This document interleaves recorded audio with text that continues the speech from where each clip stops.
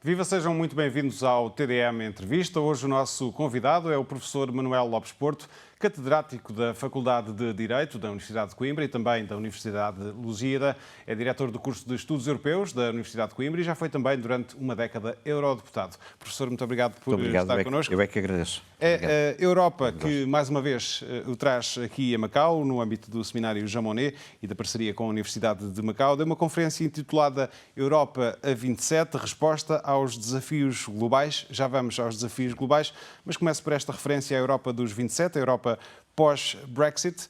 Brexit que, nesta altura, é já quase uma certeza, vai acontecer no final deste mês, 31 de janeiro, mas para muitos comentadores, o acordo que vai ser tentado entre a União Europeia e o Reino Unido durante este período de transição, até ao final deste ano, poderá ser ainda mais complicado do que foi o Brexit até agora, e já foi um dossiê muito difícil para ambas as partes.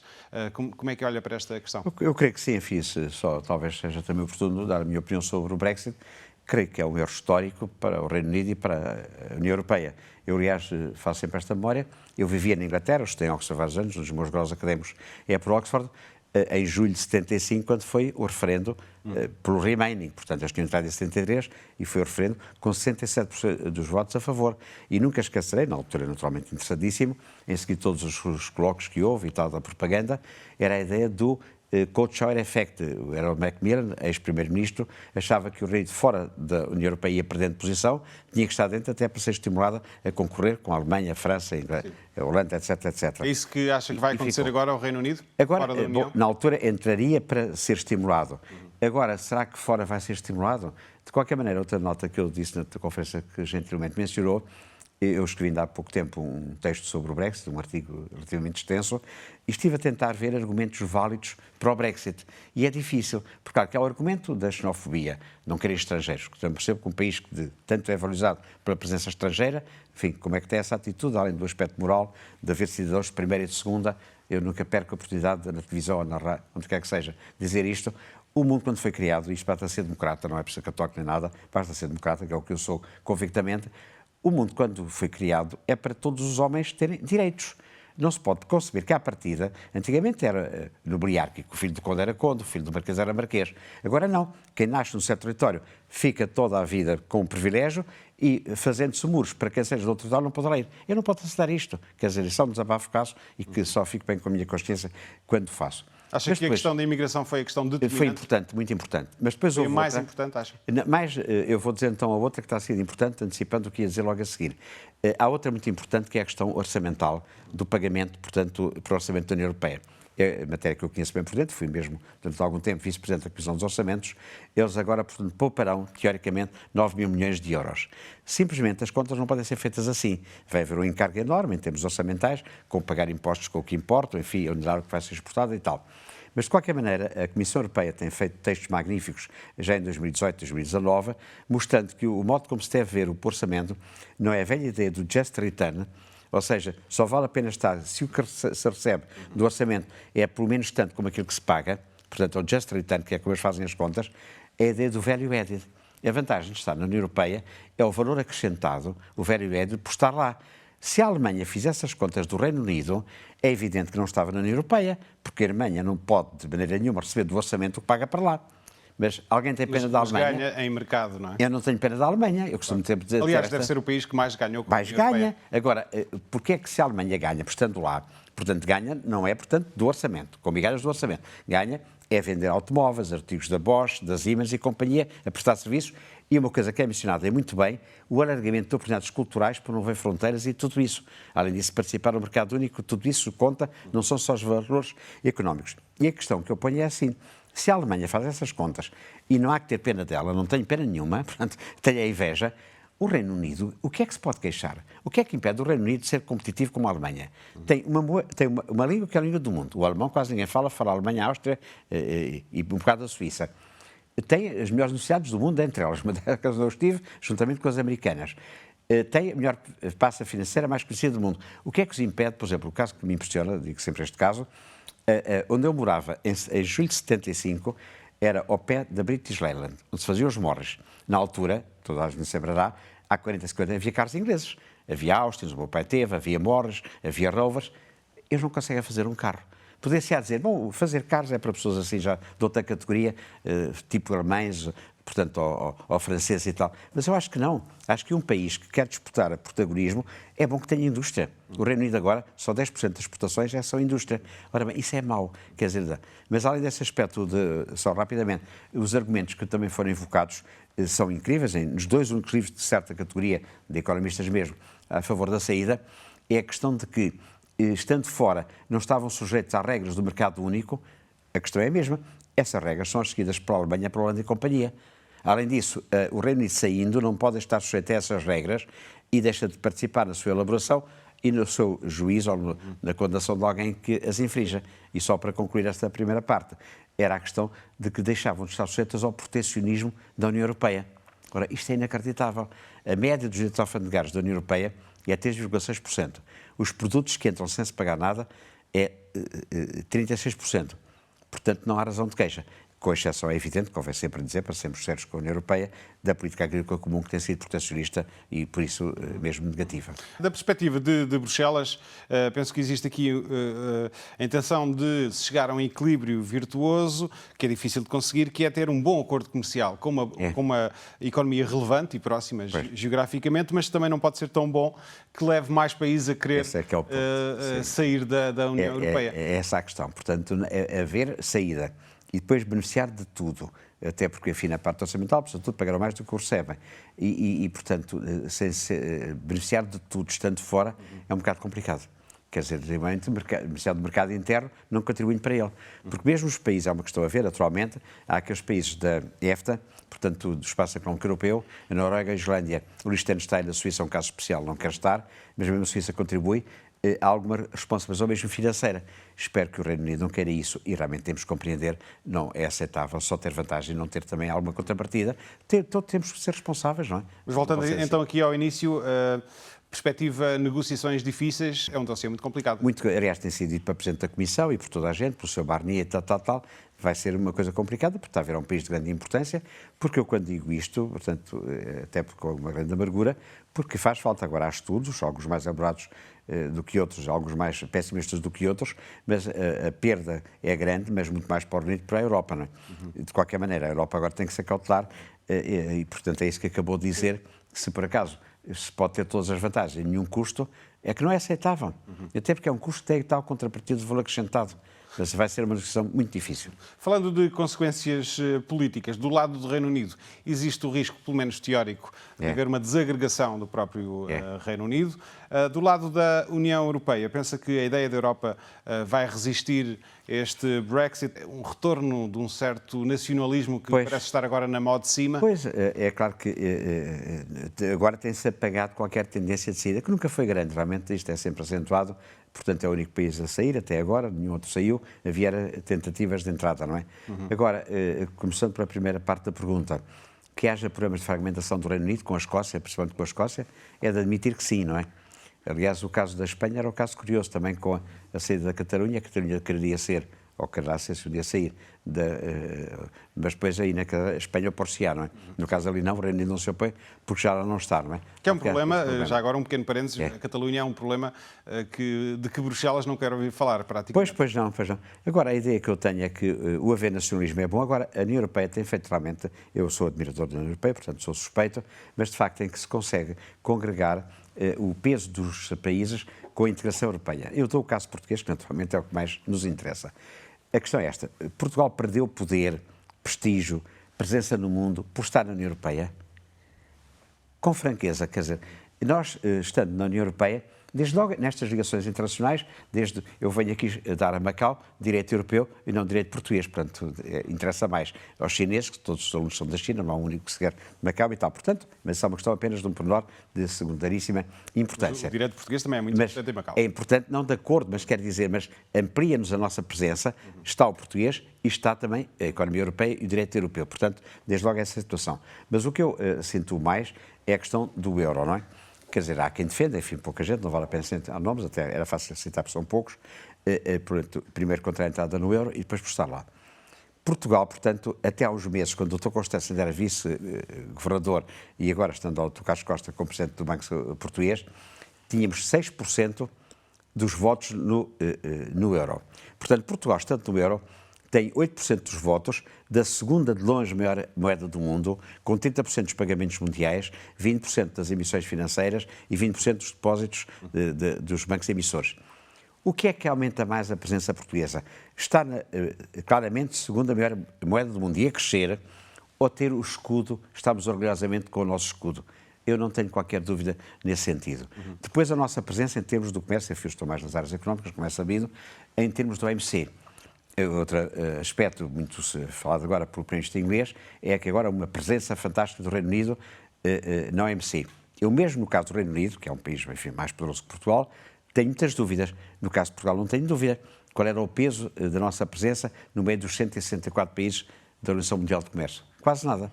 Disse, mas quem aparece lá é a União Europeia. Mas é bem diferente, enfim, não vou dizer os nomes na época concreta.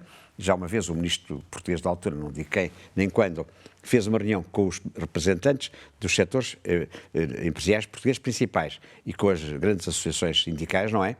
Precisamente para saber o que é que interessava a Portugal, e também convidou 2 ou 3 académicos, e depois, com base nisso, formou-se a vontade e o desejo, enfim, o empenhamento da União Europeia, e isso já pesou claramente nas negociações do OMC.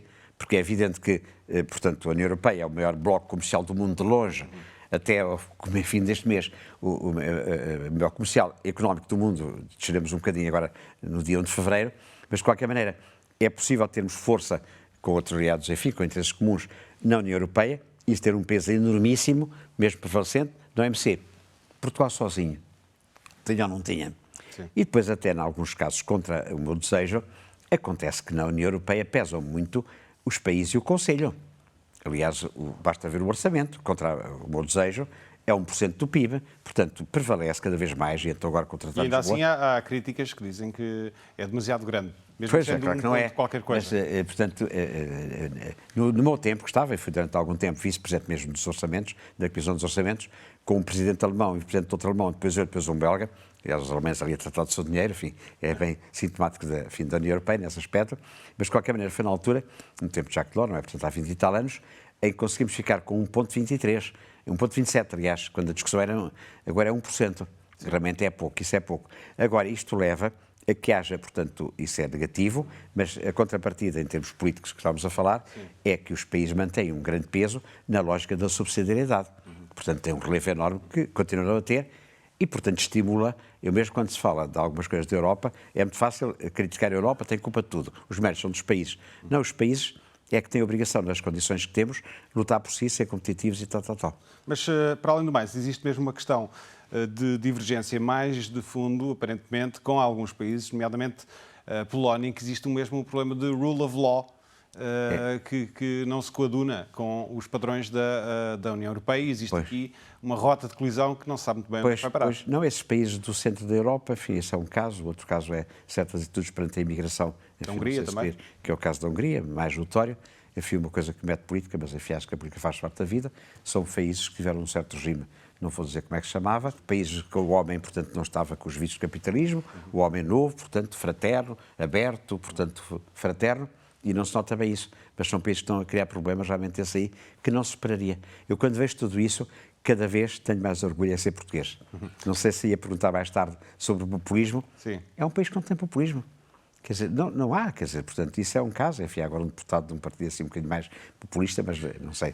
Quer dizer, de qualquer maneira, Portugal... Que poderá, eventualmente, até candidatar-se à presidência da República, e algumas sondagens até lhe dão um resultado minimamente expressivo. Agora, haver esses movimentos, enfim, nos quais não me enquadro, de qualquer maneira, são uma forma de responsabilizar quem é democrata, quem está no governo, quem é democrata em geral, mesmo na oposição, porque se a democracia funciona bem, isso não aparece.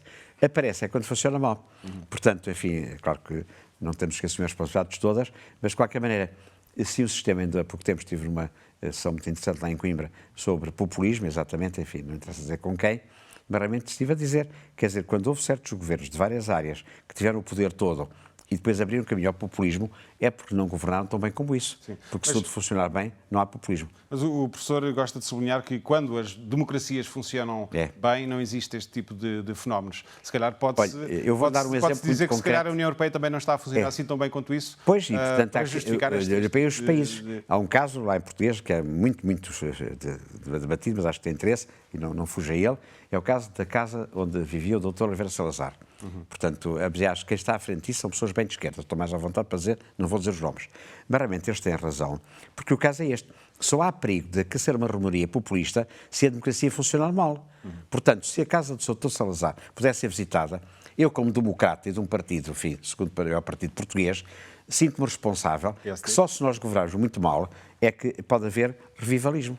Portanto, eu acho que deve abrir-se a casa, deixar visitar a casa, portanto, que isso é um desafio mais, enfim, há outros mais importantes, o bem-estar das pessoas, o progresso do país, mas o desafio mais é que as forças democráticas no governo ou na oposição, todas são responsáveis, funcionem bem. E é preciso também que haja uma verdadeira democracia europeia que, em boa verdade, ainda não existe. Pois é, mas isso... É o momento para se falar nisso ou é preciso resolver alguns problemas para se avançar nesse sentido? Bom, é evidente que a democracia nunca é perfeita. Agora, é o menos mau de todos, como dizia o Churchill. Pronto, a Ordem Função aqui de Macau ainda não foi isso, é público. Não existem ainda eleições para um presidente da Comissão, não existe esse tipo de identificação entre o eleitorado e os representantes. Pois, o caso, de qualquer maneira, a FIA teria algumas diferenças com outras pessoas que têm escrito, e muito bem, naturalmente, com o seu plano de direito. Quer dizer, não é obrigatório que, para ser plena democracia, que seja uma participação muito direta dos cidadãos. Eu, no caso da União Europeia, digo com franqueza, já aliás deixei entender há bocado isso, tenho todo o empenho do Parlamento Europeu. Eu, enfim, sinto-me feliz quando vejo, ainda há poucos dias estive a ler um artigo muito interessante, dizendo que a Europa, para poder ser democrática, tem que mandar o poder do Parlamento Europeu. Eu fico, enfim, como lá estive, e já estou ligado, aliás, ainda estou lá daqui a 2 semanas nos antigos membros lá reunidos. Mas, de qualquer maneira, eu compreendo que o sistema europeu, porque é uma Europa de nações, apesar de tudo, seja um sistema que se baseia bastante nos países. Isso não me choca nada. São países democráticos, a Alemanha, a Holanda, a Espanha, Portugal e tal. Portanto, não me choca nada que a estrutura da União Europeia tenha, em boa parte, peso nos países. Há um pequeno problema... Mas não era bom que houvesse também e estamos em Macau, um segundo sistema, para além desse sistema nacional, um sistema continental europeu? É claro que o caso que se põe é que com esta situação por países ficam prejudicados, e é bom que se diga isto, claramente, os países mais populosos. O país mais subrepresentado na União Europeia é a Alemanha. E duvido que outro país, em qualquer outro lado, no Mercosul, na NAFTA, etc., naquela países da Ásia, naquelas organizações, em duas mais importantes que há aqui na Ásia, não é? Aceitassem essa situação, a ASEAN e aquela da Ásia do Sul, em que está desde a Índia ao Nepal e ao Butão. Há uma organização aqui na Ásia que tem desde a Índia, com 1.300 milhões, qualquer dia 1.700 milhões, tem o Nepal e o Butão, não é? Ora bem, só um país como a Alemanha, ou poucos mais, aceitam estar subrepresentados em tudo, repara. Porque vendem muitos Volkswagen? Vão buscar ao value added. Exatamente, o senhor é que disse, não fui eu, mas disse muito bem. Ora bem, no caso do Parlamento Europeu, que é a casa que eu conheço bem, passo lá o tempo, estive lá agora no mês passado, volto a estar lá daqui a 15 dias. O caso é este, um deputado alemão representa 800 e tal mil eleitores. Um deputado luxemburguês ou maltês, 50 ou 60 mil. Há uma subrepresentação dos alemães e tal. No Conselho, a Alemanha tem mais voto que a França e tal. Mas, portanto, de qualquer maneira, é uma subrepresentação. Mas depois, se formos à Comissão, é igual a situação. Atualmente não há mais comissários dos países grandes. No Tribunal, o mesmo dos juízes. No Banco Central Europeu, com a segunda moeda do mundo, a mesma coisa. Quer dizer, é uma subrepresentação que a Alemanha aceita. Eu nunca esquecerei, e vou dizer o nome, quando foi a questão da unificação alemã, portanto, pôs, enfim, para a presa a hipótese, que se concretizou, da Alemanha ter mais deputados do que franceses, a França opunha-se, para manter, ser um dos grandes, a Espanha, portanto, a França, a Itália e o Reino Unido, e esse sujeito, Elmar Brok, que aliás ainda estive com ele agora a última vez lá em Bruxelas, disse, não, quando até na África do Sul já há igualdade entre os cidadãos, o alemão não é menos que os outros. Portanto, nós não podemos estar subrepresentados como estamos e, portanto, estaríamos cada vez mais com a Alemanha. Portanto, há que ter cautela. Os países, portanto, existem. Agora, temos de ter cautela que, sendo países, há uma subrepresentação do cidadão alemão e uma subrepresentação do maltês e do luxemburguês. Até, por exemplo, no Mercosul, portanto, o Brasil aceitaria isso? Ou os Estados Unidos aceitariam isso? Na NAFTA, agora o Sr. Trump não aceitava nada. Mas, portanto, é curiosa esta situação da Europa. Sim. Como é possível manter-se este equilíbrio? Eu fico admirado, devo dizer. Vamos avançar e falar também um pouco sobre a relação da Europa com a China. A China que chegou agora ao fim da chamada primeira fase do acordo comercial com os Estados Unidos. E este ano poderá ser também um ano importante para a definição da relação entre a China e a União Europeia. Existem vários dossiês ainda por definir. Um deles, um dos mais importantes, tem a ver com a Huawei e a decisão de permitir ou não montar redes 5G na Europa, nomeadamente no centro da Europa e nos países mais importantes da Europa. A discussão tem existido na Europa com alguma vivacidade, por exemplo, na Alemanha, estávamos a falar da Alemanha. Para onde é que acha que vai pender a balança? Eu não conheço esse dossiê a fundo, devo dizer, a minha tendência é para aceitar. Portanto, de qualquer maneira, sem querer ter uma palavra definitiva. O que eu posso dizer sem qualquer hesitação, defendo aqui em território chinês e lá, portanto, em território bem longe da China, é que para a Europa é uma vantagem brutal a ascensão da China. Aqui, novamente, da China e da Índia, que se fala muito menos, não é? Mas, de qualquer maneira, devo dizer o seguinte. A ascensão destes países, desde logo, temos, novamente, como cidadãos do mundo, ficar felizes por países onde morriam de fome ou de extermínio milhões de pessoas. Eu conheço ainda, um pormenor que não interessa muito, mas eu conheço bem ainda, até porque a minha família, por afinidade, é indiana, não é? Portanto, conheço aquele país mais ou menos por dentro, mas, de qualquer maneira, quando estes dois países estão a subir, estão a sair da fome ou de situações muito, muito negativas, portanto, milhões e milhões e milhões de pessoas. Portanto, agora disse, bom, mas se eles sobem, nós não podemos competir. Não é verdade. E a Europa presta ao mundo um serviço fantástico, que é isso que eu passo o tempo a sublinhar. Disse, tu és um ingênuo, como é possível competir, basicamente, com a China? Bom, o superávit da zona euro é, de longe, o maior superávit do mundo, muito superior ao chinês, devido, basicamente, à Alemanha e à Holanda, não é? Ora bem, portanto, esses países e a zona euro no seu conjunto, ao ser superavitária, vem mostrar, se necessário for, e se calhar é necessário, que só argumentos académicos não chegariam, que se pode ter regime político com alternância no poder. Modelo social europeu, já fui vítima dele, vim para Macau, uma vez houve uma greve na Lufthansa e, portanto, tive que mudar de companhia à última hora. Se fosse na era China, não tinha que mudar de avião, etc, etc. Portanto, a Europa, mantendo a democracia, mantendo os valores sociais, mantendo salários altos, etc, etc, tem o maior superávit do mundo. Isto nunca é mencionado. Muito bem, mas E choca-me que não seja mencionado por americanos e ingleses. Mas agora o que está em cima da mesa é uma questão que tem mais a ver com segurança, cibersegurança, geopolítica. Nesta fase do campeonato, é boa ideia a Europa ter a Huawei a instalar estes sistemas altamente sensíveis? Pois, isso aí, confesso que é uma área que não domino, portanto, aí quer dizer que, com toda a sinceridade, já fui dizendo isso. Quer dizer, eu sou sempre a favor da abertura. Sobre a segurança é evidente que mudarei a minha opinião, não é? E, portanto, aí não queria estar a avançar num terreno que eu não conheço. Quanto à questão de haver, portanto, vantagem em que os outros cresçam na economia, enfim, esse é o ponto em que digo com segurança, aí não tenho qualquer dúvida. O mal dos outros é o nosso mal, o bem dos outros é o nosso bem. E, portanto, se esses países crescem, portanto, eles ocupam o nosso mercado com produtos, lojas chinesas e tal, mas nós também aumentamos oportunidades e tem vantagem. Essa parte tecnológica, confesso que tenho as minhas reservas e tem agora, enfim, temos de ter cautelas e, nesse caso, tem que haver. De qualquer maneira, estar juntos permite outra regra, sei lá, um caso, enfim, de outra natureza, ainda com outras tecnologias. Foi-me discutido, como é sabido, foi a entrada da China na OMC.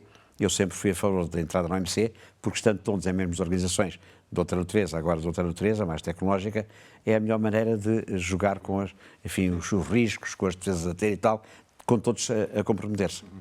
De um e do outro lado, quer em Bruxelas, quer em Pequim, tem havido, ao longo dos últimos anos, posições diversas sobre a forma como se encara o outro bloco económico e político, umas mais amistosas, outras mais, digamos, céticas. Ao nível, por exemplo, da questão de acesso aos mercados, é sempre um ponto muito, muito importante e também polémico. Vai haver uma cimeira China-Europa, ou Europa-China, este ano, na segunda metade do ano. Este vai ser um dos temas quentes também. Até agora não se pode falar numa grande reciprocidade. Pois, mas em dois isso foi falado na conferência onde achei muito interessante, um professor, portanto, que está aqui em Macau, e foi muito interessante, a maior parte dos chineses que estavam presentes, não é? Precisamente sobre a questão do acesso ao mercado, com, portanto, faixa e rota, e precisamente a questão dos public procurement, era em inglês naturalmente a palestra, portanto, com os mercados, mas, portanto, o acesso ao mercado é bom que haja abertura de um lado e do outro. A questão interessante que se punha precisamente era se era aceitável na Europa, com a nossa legislação, que os chineses fizessem lá caminhos e tal, sem estar sujeitos às Bom, eu disse, bom, os chineses é que próprios devem estar reconhecidos com a vantagem disso, porque das duas uma, ou a empresa chinesa faz mais barato e faz a obra, ou se for uma europeia só tem vantagem nisso, para o dinheiro fazem outras coisas, não é? Portanto, essa permuta, digamos, de abertura de mercados, eu creio que é sempre vantajosa. Aqui neste caso, até simpático, nós vamos só mais um segundo, porque nós, no fundo, não esperaria, nas aulas que dou em outubro no Instituto, agora, esta semana aqui na Universidade, quer dizer, no fundo, o Sr. Trump mostrar posições criticáveis e a Europa realmente poder falar aos alunos, a Europa ter posições de abertura, mas enfim, é isso que eu gostava de acentuar. E tudo indica que durante este ano o Trump vai também pressionar a Europa no sentido de celebrar um novo acordo, um entendimento comercial que seja mais vantajoso aos olhos dele para os Estados Unidos. Mas voltando um pouco atrás, a Europa e os Estados Unidos muitas vezes queixam-se de limitações de acesso ao mercado chinês, mas esta questão da Huawei também vem baralhar um pouco as contas, porque se vão querer exigir isso, depois também terão de aceitar uma presença maior da Huawei, mesmo, não é? Ajuda a fazer pressão. Pois é um bocado dessa linha, que eu conheço menos bem, mas é um bocado dessa linha. Quer dizer, há-se de um lado e há-se do outro, não é? Mas penso que tudo isso é vantagem. Como a questão do outsourcing, na altura que horrível e tal, a ver o Inter-Industry Trade, eles produziram o mesmo que nós. Cada vez mais há casos em que há uma mais-valia enorme por facto de ir buscar inputs à China e depois aumenta o lucro, portanto, a mais-valia conseguida lá e vice-versa, não é? Portanto, a abertura das economias. Aliás, enfim, há um autor que fica na história para sempre, nunca houve estudos como o dele, que é o Angus Madison, e que distingue 4 períodos na história da humanidade desde, portanto, 1870, portanto, parte do século XIX. É o período de crescimento até à Primeira Guerra, depois o período de nacionalismos da Primeira Grande Guerra aos anos 50, portanto, começo dos anos 50, e depois, a partir de então, não há mais pequena comparação entre os períodos históricos de protecionismo e de abertura. Eu próprio, enfim, tenho honra nisso, como poderá compreender. Trabalhei para o Banco Mundial durante uns anos, num projeto enorme, com o Dr. Braga Macedo e a Dr. Cristina Corrado, sobre Trade Liberalization and Adjustment Policies, em que tínhamos que analisar 19 países, portanto, eram 6 do sul da Europa, inclusive Israel, enfim, também Israel, 6 do sul da América, 6 da Ásia, e depois metemos a Nova Zelândia. E nós tínhamos os pesquisadores que fizemos cada estudo de cada país, comparar os períodos de abertura com os períodos de protecionismo. Não há nada a ver em termos de crescimento, de criação de emprego, etc, etc. Quer dizer, o protecionismo, aliás, eu costumo dizer, já tenho escrito, que enfim, toda a gente diz mal dele, mas eu não posso dizer só mal do Sr. Trump, porque ele deu autoridade aos meus escritos. Porque realmente era inequívoco que o livre-camismo era melhor. O Sr. Trump agora veio mostrar que ainda é preciso defender o livre-camismo, que é quem não o defenda e não o pratique, não é? Muito bem. A terminar, estamos a chegar ao fim do nosso tempo. Que balanço é que se pode fazer, primeiríssimo balanço desta Comissão Europeia, que tomou posse efetivamente há mês e meio.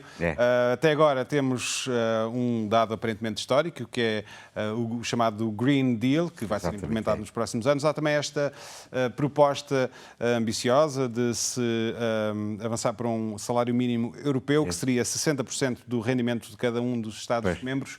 Que avaliação é que faz da prestação de von der Leyen até agora? Quanto à Presidente da Comissão, foi feliz, aliás, eu dava lá pelos corredores quando houve as entrevistas aos potenciais Presidente e Comissários em geral, não é?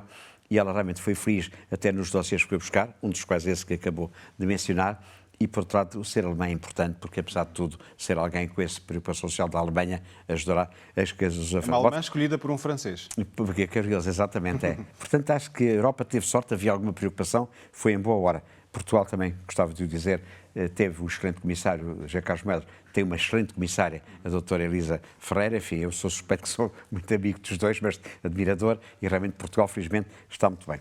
Quanto à questão do salário mínimo, eu aqui, enfim, devo dizer o seguinte com toda a franqueza.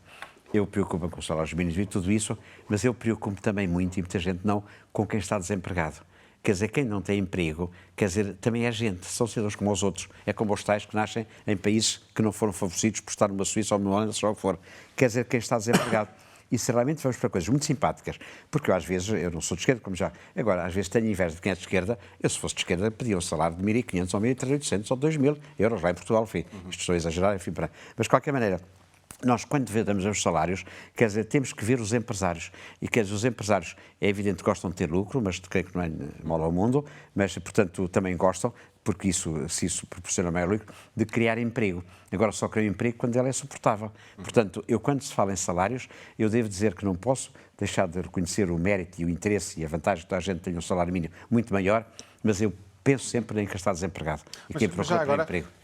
Tenho essa preocupação, muita gente não tem, eu tenho. Mas já agora um pequeno parênteses, tendo em conta aquilo que disse, concorda com o Ministro dos Negócios Estrangeiros quando diz que existe um problema de cultura de gestão, cultura empresarial em Portugal? Não tenho, mas e isso não há reflexos que isso tem eu estava nessa salários? reunião, eu estava lá, mas não ouvi essa parte, só cheguei mais tarde, me enganei no sítio. Não, aquilo foi, portanto, e é preciso dizer o quadro, portanto, eu sou amigo dele, portanto, também sou suspeito, mas de qualquer maneira, ele estava no instante a chamar a atenção da importância. A reunião, não sei se sabe, era com licenciados no estrangeiro, não é? Portanto, na Inglaterra, na América, e portanto é um bocado chamar a atenção do contributo que eles podem dar e tal.